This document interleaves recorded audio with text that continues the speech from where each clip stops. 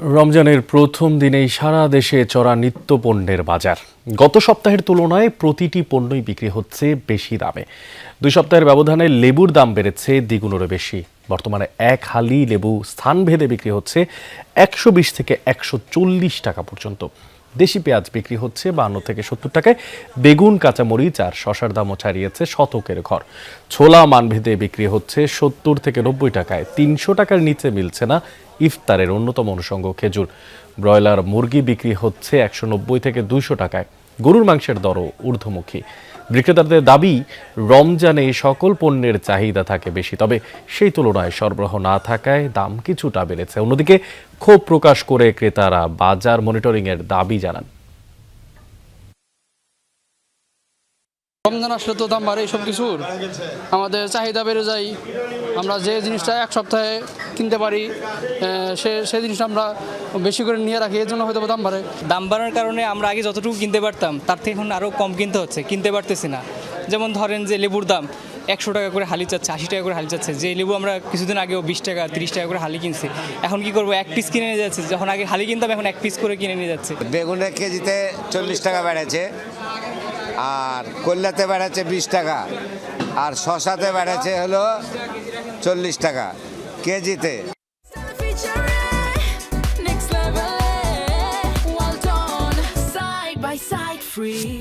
রমজানের প্রথম দিনে সারা দেশে চড়া নিত্যপণ্যের বাজার। আর এই বিষয়ে আরও খবরাখবর জানাতে আমাদের সঙ্গে খুলনা থেকে যুক্ত হচ্ছেন সহকর্মী প্রবীর বিশ্বাস। প্রবীর, নিত্যপণ্যের যোগান কেমন দেখছেন, আর দাম বৃদ্ধি নিয়ে কি বলছেন ক্রেতা বিক্রেতারা?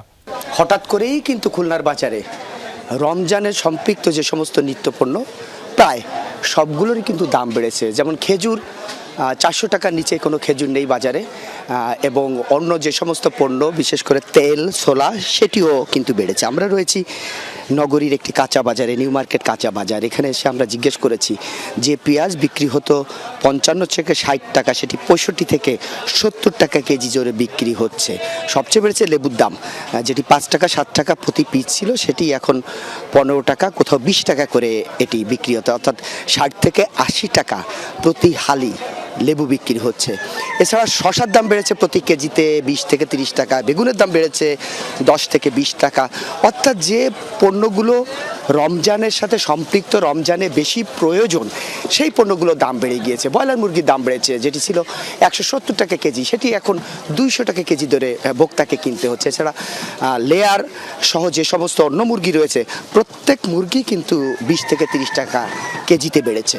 অর্থাৎ এক রাতের মধ্যে এই দাম বাড়াতে আশ্চর্য ক্রেতারা।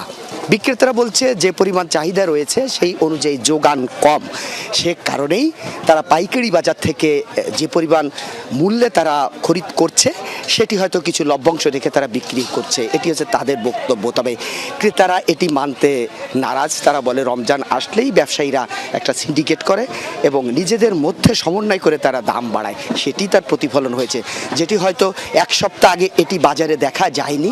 হঠাৎ করেই গতকাল রাত থেকে রমজানের যখন বাঁশি বেজেছে তখন থেকে কিন্তু আসলে এই মূল্যগুলো বৃদ্ধি পেয়েছে। এটি আসলে বাজার তদারকি প্রয়োজন। খুলনাতে বিশেষ করে সিটি কর্পোরেশন, জেলা প্রশাসন, ভোক্তা অধিকার সংরক্ষণ অধিদপ্তর সহ নানান বিভাগ রয়েছে যারা কিন্তু এই বাজার নিয়ন্ত্রণে কাজ করে।